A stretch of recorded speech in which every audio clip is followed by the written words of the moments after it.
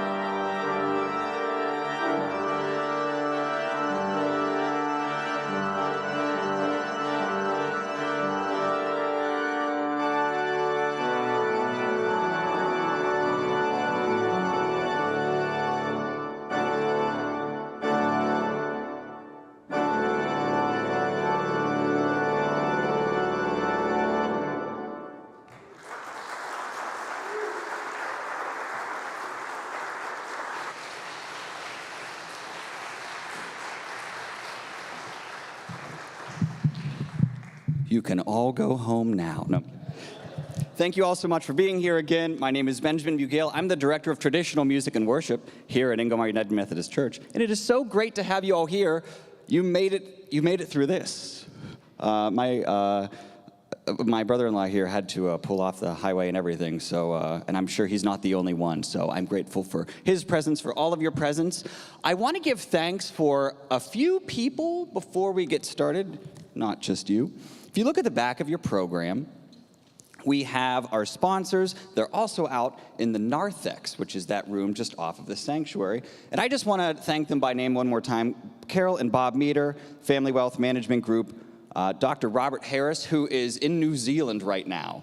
So he supported the Recital series and then left the country. So if that's not care for the Recital series, I don't know what is. And then we've got Laurel Business Institute and JMS Capital Group Wealth Services. All of them have helped to make this Recital series happen with all of the fabulous artists that we've had in the previous weeks. I also want to give a few other quick shout outs to people that have made this happen that I don't think get enough attention. And one of those is our audio and video technician back there, Josh Poindexter, has made this happen. Yeah, there he is. He's back there in the booth, up there. And also Elizabeth Burns for helping make these programs happen. They're very well done. So it takes a village. It takes a village to make this happen. And also, I just want to thank Pastor Greg Cox, who's, honest to goodness. A friend of mine asked about doing a recital here years ago, and I went to Greg and I said, a friend wants to do a recital, and he said, have you ever thought about a series? And I said, I have, and I will. So here you all are. So I have to give thanks where it's due. That first piece of music that you heard is Viern's finale from his first organ symphony, completed in 1899 before he was the head organist, the organist titulaire at Notre Dame in Paris. This was just before that. The next symphony he wrote, Organ Symphony 2, was kind of a celebration of that, and I think you can hear that in his music. You might be looking at this program and thinking, okay, well, what does that have to do with anything else he's playing? What is the theme? There is a theme. We love a theme. These are pieces of music that have been awakening moments in my life. So the first time I heard that piece of music, I was about 5 years old, and I was at First Presbyterian Church in Washington, Pennsylvania, and I heard my first music mentor, George Rao, playing that piece of music, and it was like the awakening. I was like, oh, music is pretty cool. And so that was also the piece that was the conclusion for my senior recital at IUP 12 years ago, looking at my fellow alumni.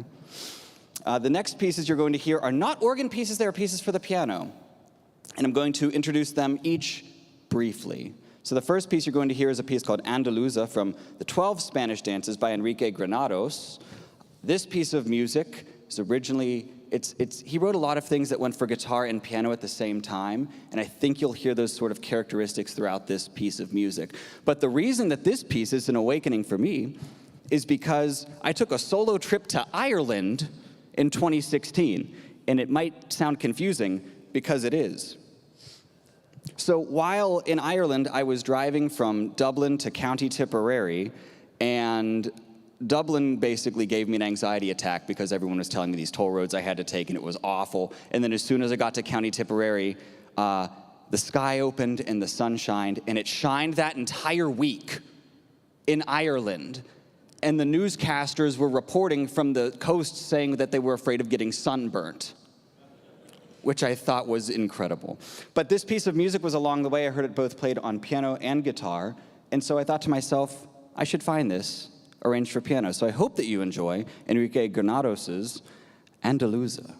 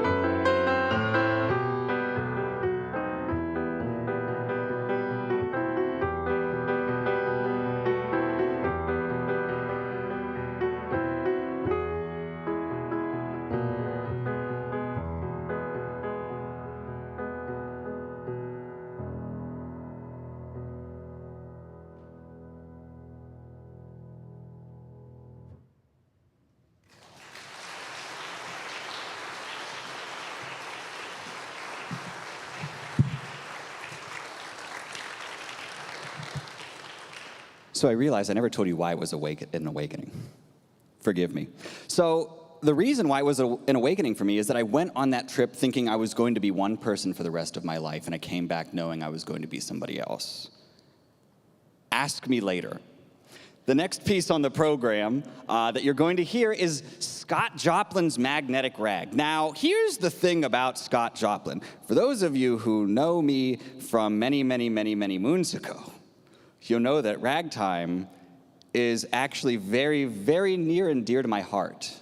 I don't talk about it very much, but I love ragtime. I've loved his music. Actually, the first time I ever heard ragtime and knew, had my own awakening to it was actually Scott Joplin's Cascades, which, for those of you who are ragtime aficionados, it's neurotic. It's flying around. It's very happy. It's very carousel. It's insane. And it was on harpsichord, which was interesting. And I think it was E. Power Biggs playing it. The Magnetic Rag I found one day in college, and I was like, what in the name of Jehovah is this? The Magnetic Rag is in B flat major. So we're gonna get into a little bit of music theory, and I promise it won't take too long. The Magnetic Rag, I think he entitled it such because it starts in B flat major. It goes to G minor, which is the relative minor. It goes back to B flat major. Then it goes to B flat minor, the parallel minor. And then it goes back to B flat major. So it's going to the poles. What I didn't know until this morning was that this was the last rag that Scott Joplin ever published.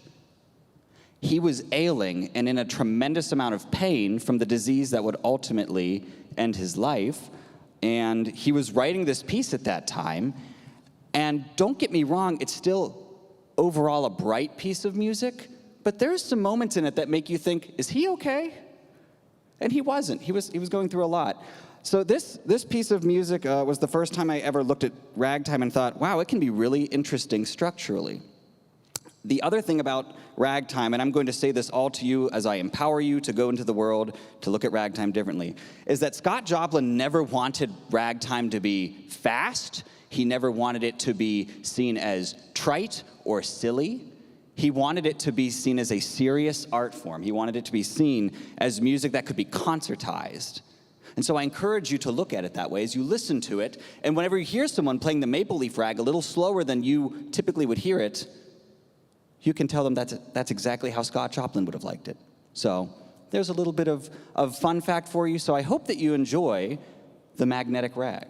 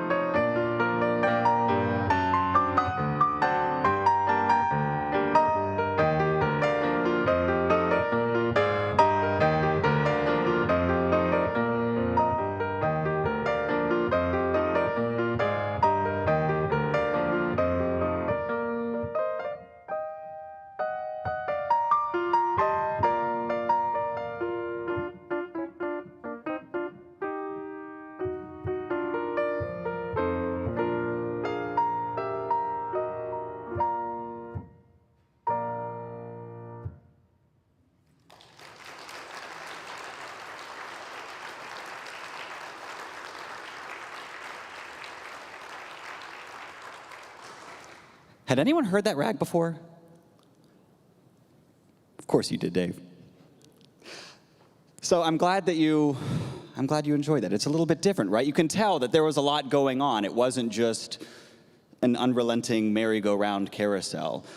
So the last piece of music I'm going to play on this half, and then we're going to take 5 minutes. We're going to come right back and get back into it.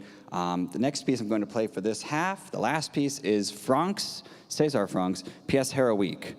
And Franck was following in the tradition, as I talk, I'm going to set things up. Franck was following in the tradition of Beethoven and Berlioz with a eroica, the heroic piece of music, and that was his intention. This piece was completed in 1878 for the Palais du Trocadero in Paris. So it was written 12 years before he passed away. It's one of his 12 great pieces that he's ever written, and with his chorales and a few other pieces. César Franck was Belgian. A lot of people think he was French with a last name like Franck, but no, he was in fact Belgium's own. This piece of music, I heard it once when I was actually turning pages for a competition when I was in undergrad, and I heard it and I was like, oh, that's kind of cool. That's kind of a gnarly piece of music. And so I, in all of my anxiety at my first organ job in Northern Virginia, decided, why not make it the postlude for my first Easter? And I woke up on the other side of the postlude and I went, wait, life continues after this? You know, you put so much stock into that one thing and then it's over and then it's like, oh, I guess I'll go to lunch now. So that was kind of what happened with that piece of music. But Franck was a big influence on Vierne, the first composer on the program. And Franck was really excited to work with Louis Vierne, and Louis Vierne was very excited to work with Franck. And then Franck died, right as Louis Vierne was about to start to study with him. But you can just hear a lot of interesting motifs throughout this piece of music. And actually, the first time that I played this since 2015 was this year. So I hope that you enjoy César Franck's Pièce Héroïque.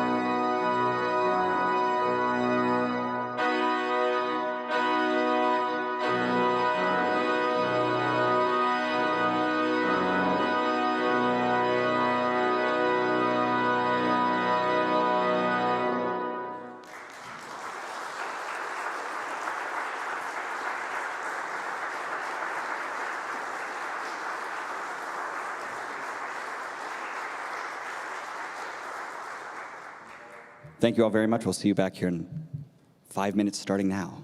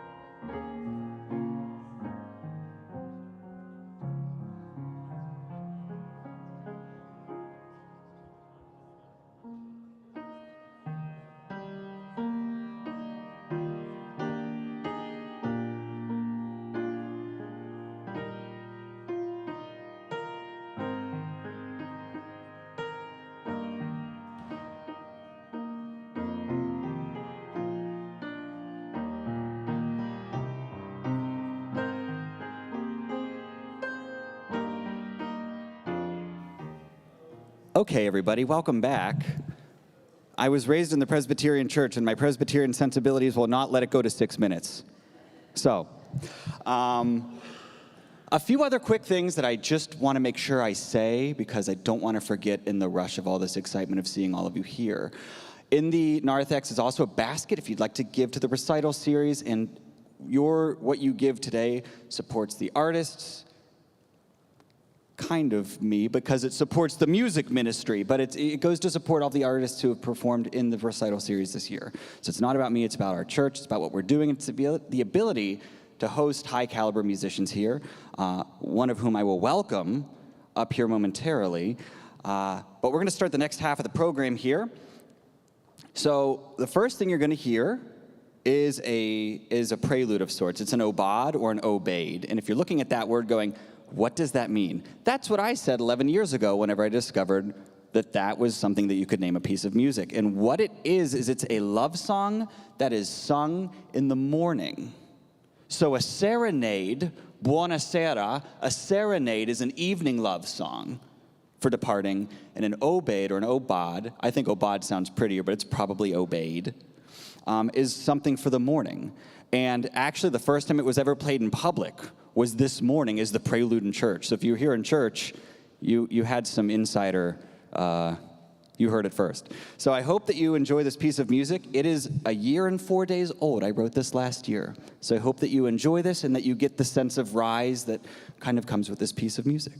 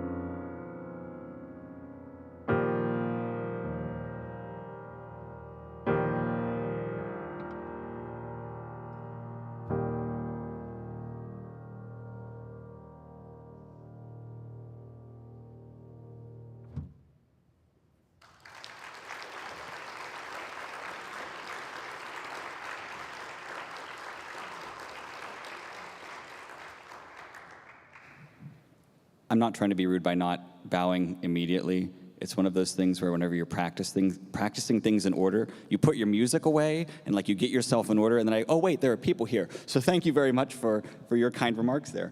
The next piece of music you're going to hear, this is the second to last explanation of the whole thing, so bear with me. The next piece you're going to hear, I've actually started to write a suite for the organ. So this is intended to be a symphonic work for the organ, not dissimilar to the first piece on the program. Let's go back to like late 2024.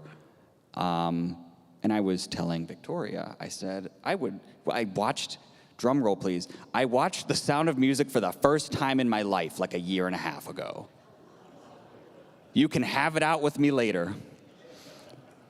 But I looked at this setting and I said, oh, wouldn't it be cool if we could just go on a trip to a place that was like The Sound of Music, but it was also Italy? And she was like, what about the Dolomites? And I said, what are the Dolomites? And then I started writing music about it because it was so moving. So a lot of times throughout the world and throughout history, we have different interpretations of Christ and of things that are religious. So you might be looking at this going, oh, the nativity didn't happen at Zingerhof. No, of course it didn't. However, the way that we present religious iconography depends on where we are. And so I thought it would be fun to imagine what it would be like if the nativity was at this little agriturismo, this little farm bed and breakfast tucked in well, it really is still the Italian Alps, but in what used to be Austria. They all still speak German in this part of the world. So this piece of music you're about to hear is the Seisseralm. And the Seisseralm is the largest alpine meadow in Europe where the Zingerhof is located. This is the first movement. The other movements are going to be about the animals that are on the farm, but all of the animals on the farm, you're going to hear this piece of music probably next year or maybe closer to Christmas, so just a heads up. But all of the animals on the farm are going to be reflective of different biblical characters. So there are 3 horses at the Zingerhof. And if we're talking about the nativity, they are exactly, the wise men. So that's kind of what it's going to be. So I hope that you enjoy this piece of music that is equal parts interpretation of what it felt like driving through these mountains at night with all of these blind turns every which way. It was one of the scariest driving experiences I have ever had. And I tried to emulate that. And there's actually also a theme I'm going to invite you to listen for. It'll happen a little bit later on. And it's the sound of our host being exhausted because we showed up so late. So it's a little bit of a real experience and a little bit of legend. So I hope that you enjoy the first movement of the Nativity at Zingerhof, the Seisseralm.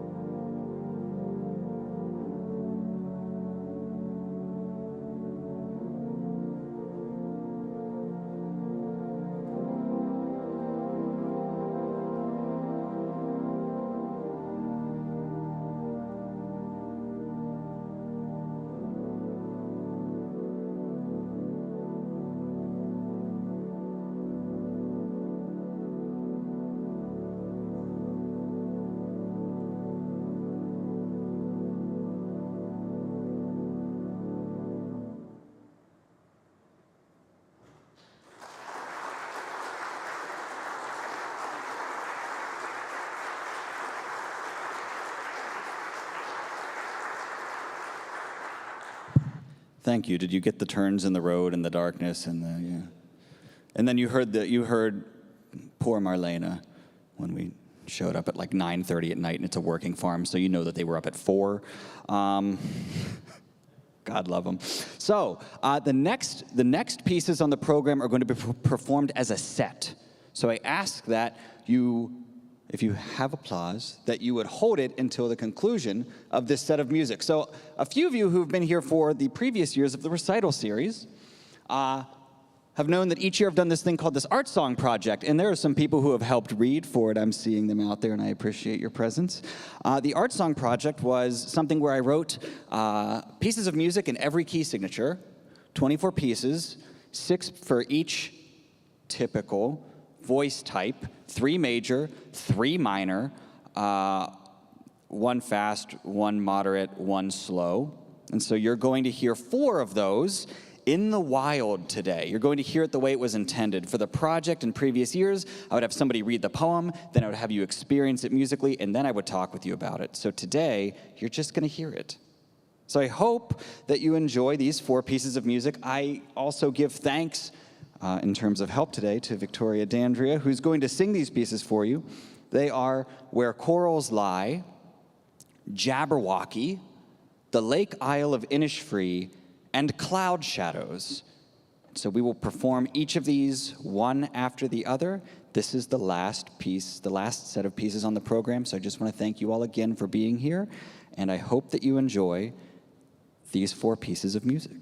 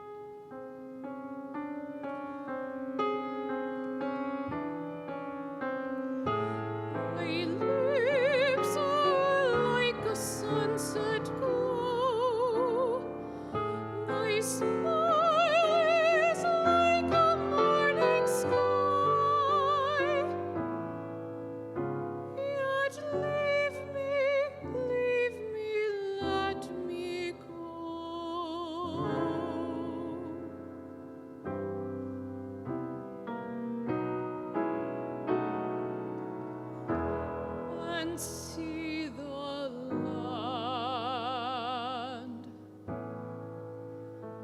where corals lie.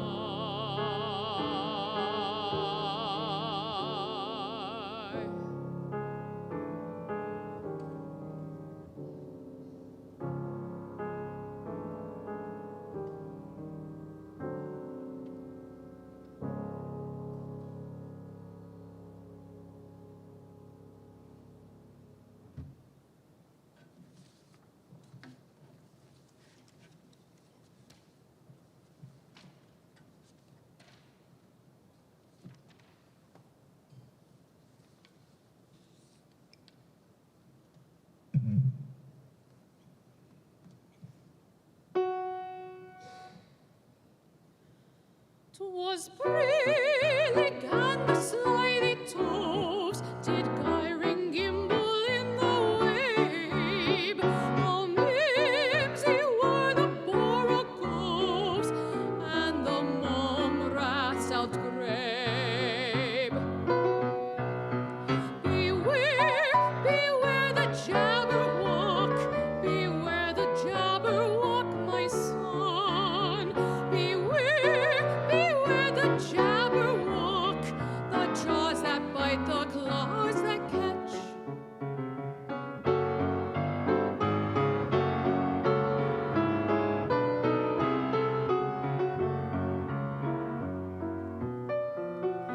Beware the jub bird and John the Fromius Bandersnatch.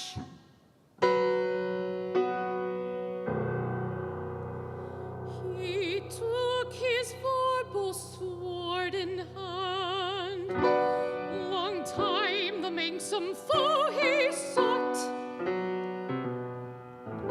So rested he by the tum-tum tree and stood a while in thought.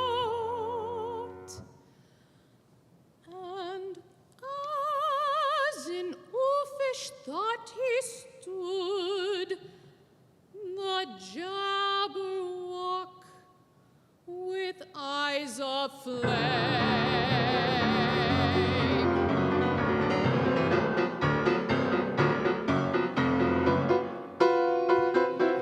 came whiffling through the tulgey wood and murmured as he came.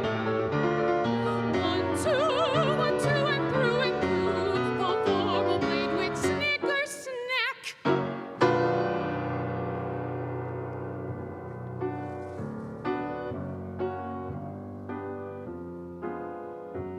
He left it dead, and with its head he went galumphing back.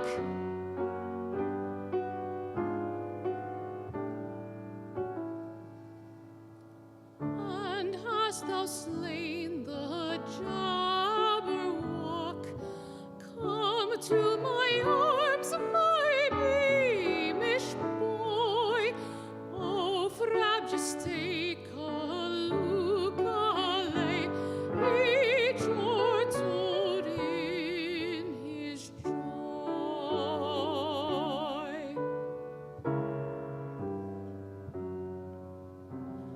'Twas brillig and the slithy toves did gyring gimble in the wabe. Oh, mimsy were the borogoves and the mum rats outgrabe.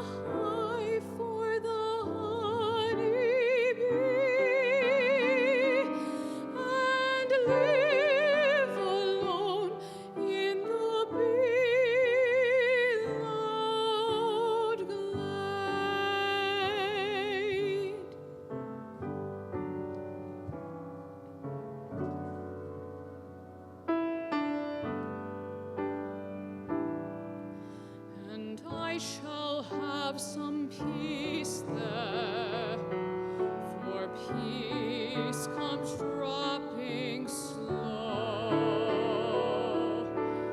dropping from the veils of the morning to where the cricket sings.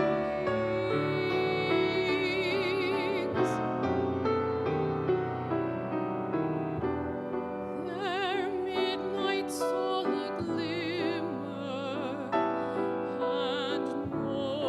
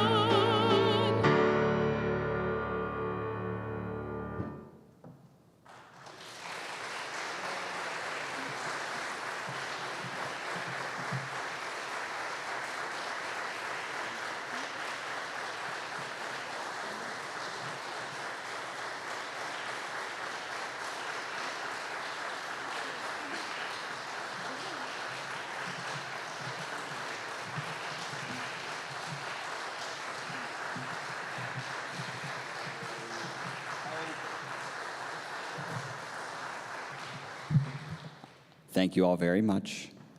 I want to say I'll be in the narthex today to talk with you. There's a basket back there, and again, I want to thank you all for coming out today. So, thanks for making Recital Series Year 5 a success.